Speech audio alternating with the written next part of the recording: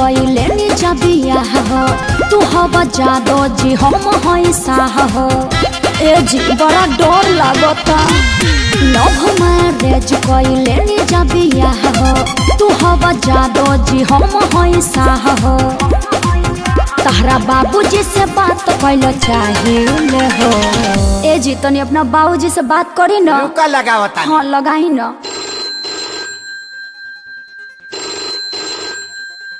हो पप्पा हम बियाह कैल लियो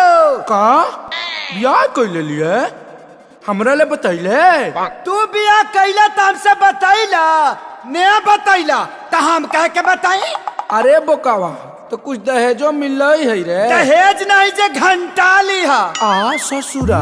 ए दैडी डरली नवत कनी मारे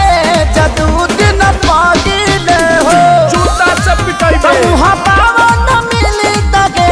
जसा फसा पागिले हो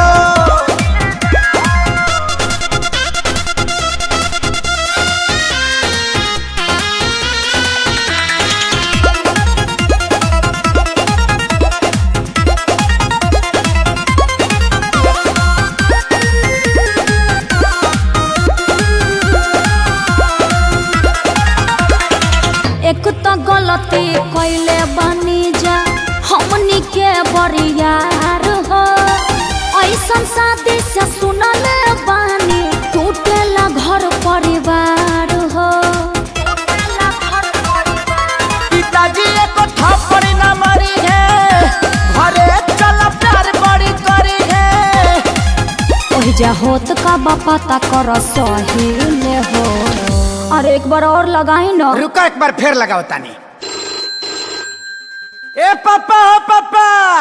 हम सुहाग रात मनाई ले लियो पंडित जी से दिखौला हवे अरे तो सुहाग रात में पलंग के जरूरत लगल है पंडित जी के थोड़ी लगल है ए दैडी डरली नवत कनी मारे जदू दिन पागिले हो गुजार छटवाई बे मुहा पावन मिली तगे जसा फसा पागिले हो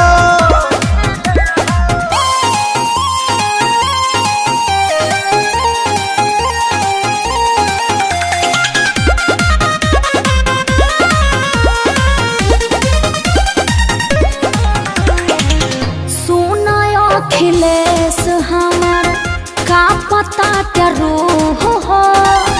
वही जा जाए से पहले देख छोटका के मुँह हो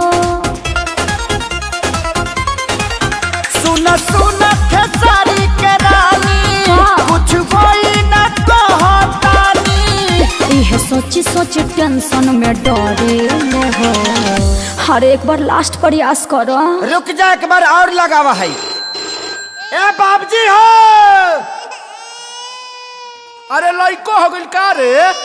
हाँ हो गई अरे अभी तो 2 दिन पहले कहता के बियाह कोई अरे जियो के ऑफर में डाउनलोड कर ले लाई बाबजी ए दैडी डरली नवत कनी मारे जदू दिन पागिले हो तमुहा पावन मिली तगे जसा फसा पागिले हो तोरा डार्लिंग को वार्निंग है घर मत लेके आना।